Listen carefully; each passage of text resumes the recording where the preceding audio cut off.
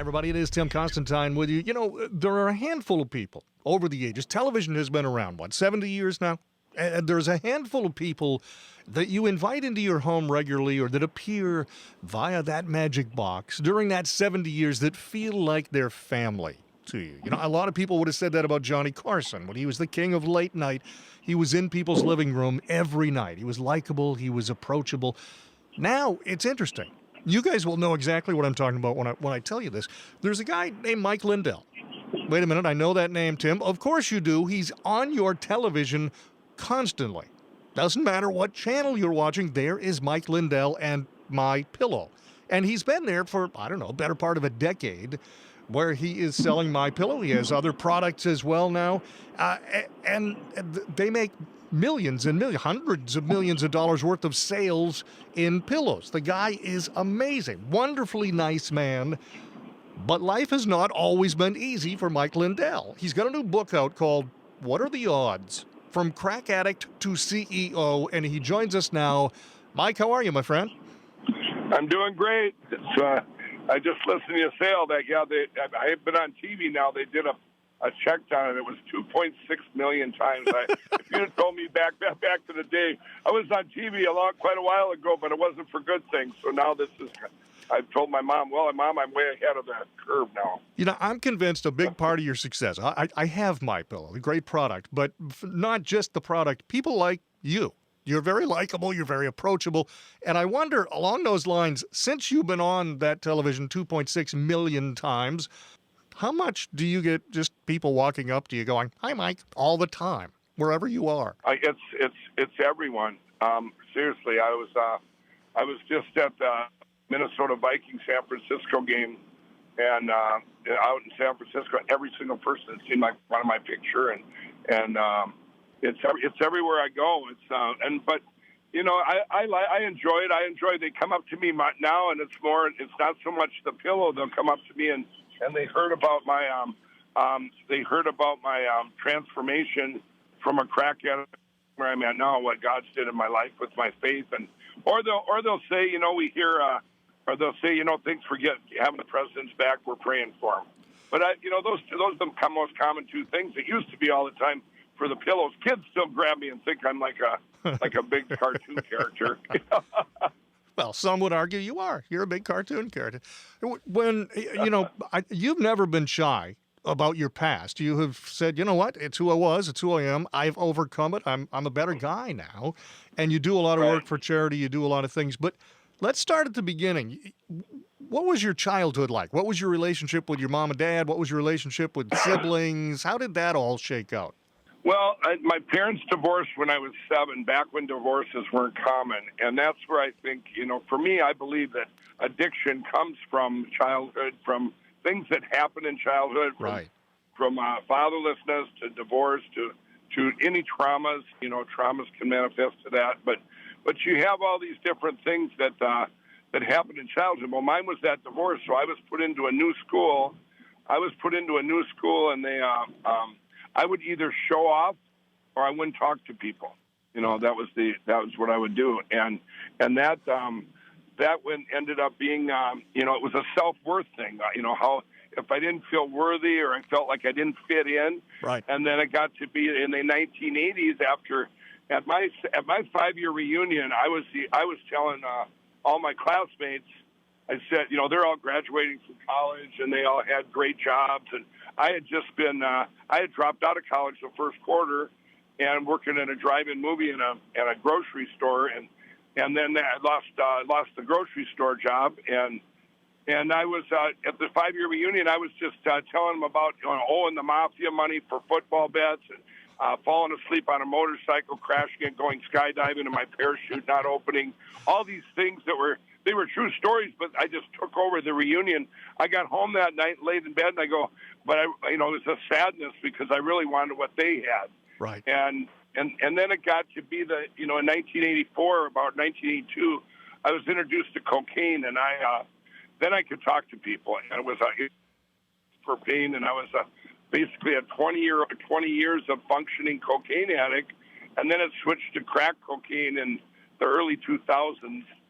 And when crack came along, it took me down real fast. And it was about the same time I invented the pillow. But I was a very functioning addict. I think people nowadays, if addiction affects everybody, no matter how many forks you eat with. And it's not just the guy in the street. You see some addict in the street. Right. It affects every single person in this country. How old were you, like, when you had your first drink, or how old were you when you just said 1982 was when you got introduced to cocaine? How old were you when those things happened? Well, when I first drank, I was probably 15, probably. Yeah, I'd say 15, 14 or 15. Yep. And then the cocaine, I was probably 20, 22 maybe. I always was not. I wouldn't. My friends had done. I was hanging around people that did cocaine and smoked marijuana pot, but I stayed away from drugs until that time. It was just one morning. I happened to. I'd been up all night or part of the night, and there was some that was still sitting there, and I just tried some.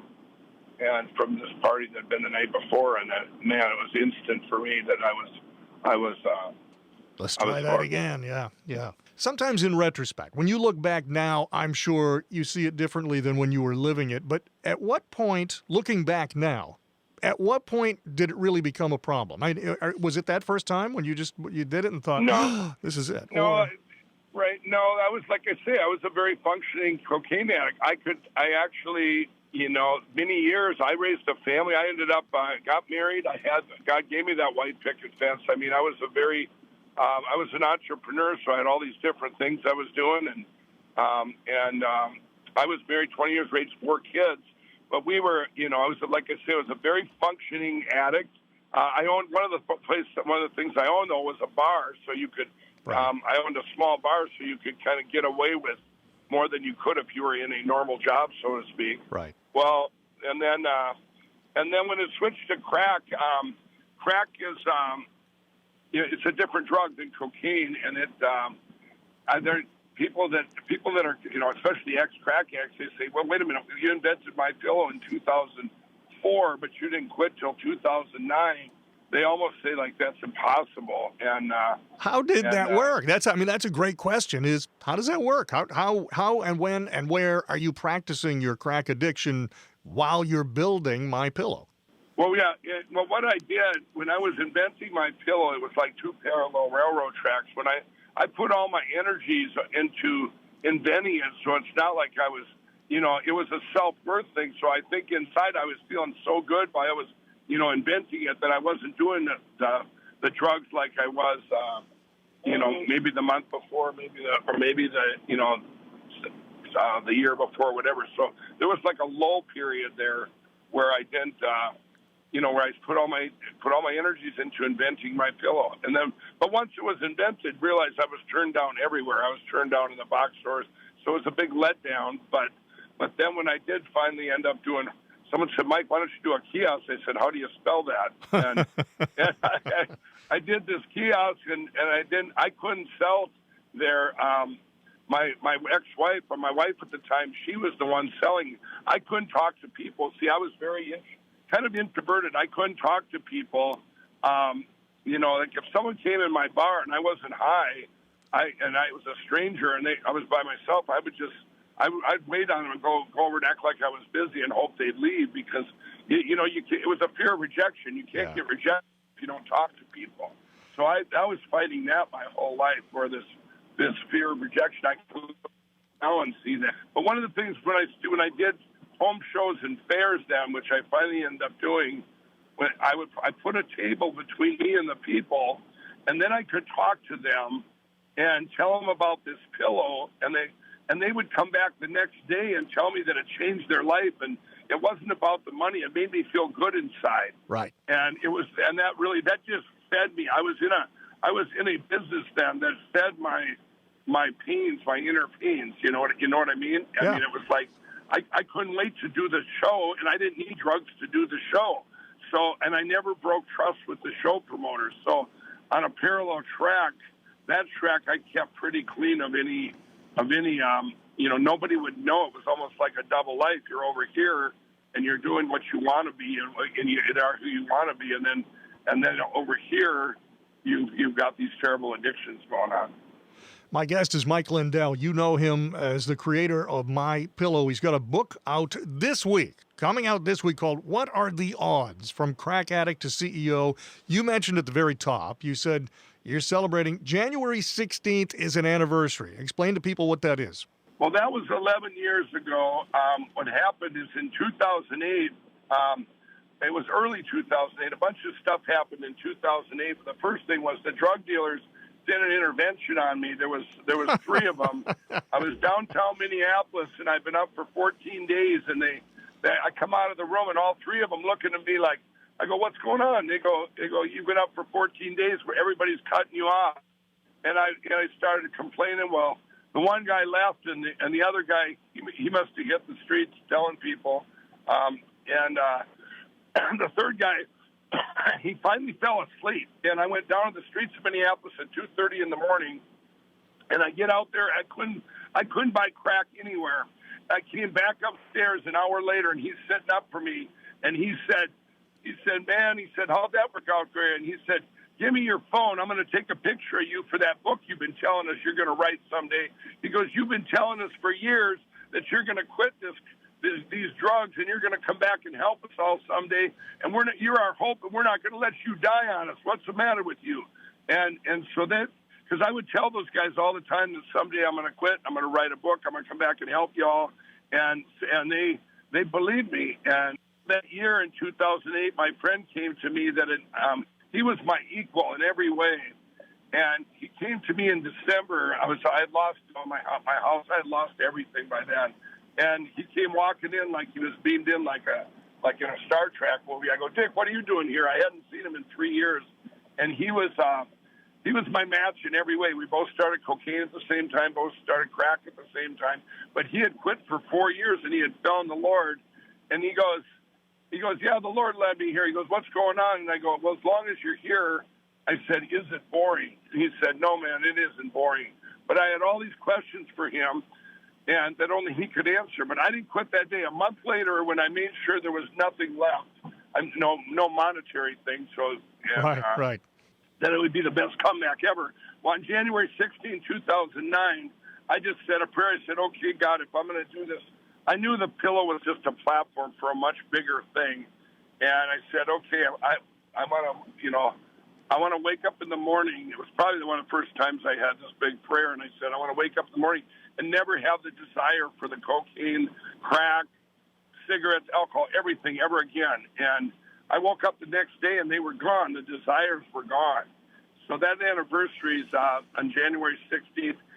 Now, that's not the day I was totally saved, but I actually went to a treatment center 2 months later and found out seeds were planted and why I was an addict in the first place. But it was a very significant time. When I quit everything. So you're celebrating that anniversary with the release of the book, What Are the Odds? From Crack Addict to CEO. Let me ask a funny question, and that is, I've got a couple of friends in the music industry who've been very successful, but they have also struggled with addiction. And what's interesting, when you track their career, the times where they were struggling with addiction, the public didn't necessarily know, but their creativity and their ability to do their craft was limited. And when they would get cleaned up, everything would take off again. And I'm just thinking, after that point, after January of 2009, how much did My Pillow take off? What was the trajectory after you were clean? Well, I had been just doing home shows and fairs, and it's in the book. The day I quit everything, everything was gone. I had a couple friends of mine that had taken the company. There was a lot of betrayal in my life too, and some of it I didn't bring on myself. So I spent 2 years basically fighting to get my ground back of these home shows and fairs. And then I said, if no one's going to take me, I had a dream of doing an infomercial, and all my friends and family that now believed in me again, I said, let's pool our money together. And I said, we're going to make the biggest infomercial in the world. Well, I didn't know that infomercials don't work. You just do that to brand to go into box stores. And so nobody told me it wouldn't work. Well, I ended up, we did this. I said, I want a real audience, and I wanted just a friend of mine to do it myself with her, and these guys said, that'll never work. You need an actor, and all these naysayers. Well, we ended up filming it in St. Paul, Minnesota in August of 2011, and the night before, a producer came in he was from California, a big producer, and he got called in, and we were doing our reads, and he texted the other guy. He said, this guy's the worst I've ever seen in my life. He'll never make it on TV. Why did you bring me here? This is a waste of my time. And he was kind of right. The next day, when we went to film, I couldn't talk in front of people. I couldn't talk at all. I was scared to death. And finally we said, well, take away the teleprompter and just bring in a table like I did at the shows and just do it naturally, kind of like my commercials. A lot of my commercials are ad-libbed. You know, we just those things just come out of my mouth, and it aired October 7th, 2011, and I went from about 10 employees to 540 days. We just exploded, and we were the number one infomercial in the world by December 26th of 2011. But I had I had all kinds of things happen where my pillow then by the summer of 2014, my pillow was just within 2 days of going under because that infomercial had fatigued and people had took advantage of me. I didn't know much about, I trusted too many people. Right. And then in that summer, I ended up taking back my company of doing everything internally. And I met a gal, and she had something I didn't have with my faith. She had a personal relationship with Jesus. And I said, well, what do you mean? I said, I wear my cross on TV more than anyone. And so getting that faith, I ended up getting saved on February 18, 2017. But that journey of those 3 years from 14, 15, 16, and 17, having faith and that things were going to, we were going to get through it, that this was, and we brought it inside, we prayed about everything, and then it just exploded. Now we've sold 46 million pillows. We've got 1,600 employees, and, the rest is kind of, as they say, history. We opened the piece by, I said you've never run away from your past, but you've also made no bones about the role, you just mentioned it now, of Jesus, your relationship with God. Explain why that matters to you. Explain why that matters to anybody. Well, for me, it's like the things that he's chairman of my board really for my pillow, and I made some decisions like in 2016. I didn't know anything about politics, and I ended up meeting Donald Trump before he was president. I'll just give you and I went in there, and I had to learn before I met him, what a liberal, what a conservative was, because I was an ex-crack addict. I had never voted or anything, and I met him, and for a half hour in a private meeting in the summer of 2016 we talked about the inner city. I told him about my crack addiction. I told him about what I'm going to have and help everybody out of addiction with this.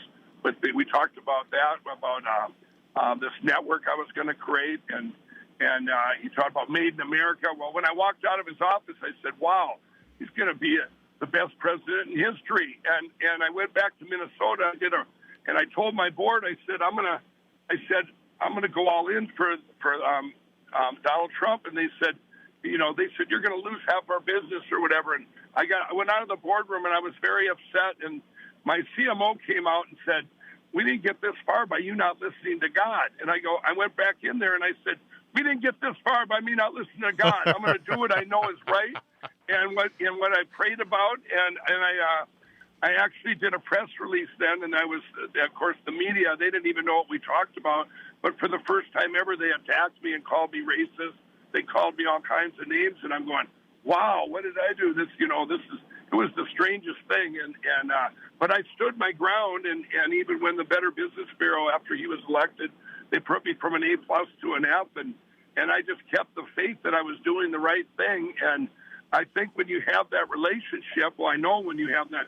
When I finally was saved in February 18, 2017, it was like a veterans retreat that I was invited to, and I ended up doing a full surrender, just giving it all to God. And I came out of there, and for the first time, I was able to go out and speak out what my calling was the whole time. I spoke at U.S. Bank Stadium to 50,000 millennials, and here's a guy that couldn't talk before, Right. and he's speaking out for Jesus like I used to do a pillow. So that was, to me, my calling's come full circle to where it's so important, and he takes care of my business. I mean, I could be proactive in prayer, saying, "Am I supposed to do this? Should I do this? Should I do that?" And then it makes it easy. Final question before I let you go, and that is, earlier you talked about talking with drug dealers and talking with others, saying, "You know what? I'm going to get cleaned up. I'm going to come back, and I'm going to help." Tell people where you're headed right this very minute. Right, I'm headed to a prison as we're driving here, and I'm with my friend Jack Brewer, and we're going to go speak in the prison here for to the inmates, and I'm going to give them all a copy of my book. I know my book's going to help so many people, give them hope, and people nowadays, they need hope. We have the greatest opportunity in the history of the world to get people to God, and that's with addiction. Addiction is the opportunity to bring people to God, because all addicts and their families are looking for hope. They need some hope, and that hope is God. And I believe we're in the biggest revival in history in our country, and we're going to bring God back into the schools, God back into our country, and get their wounds that people have.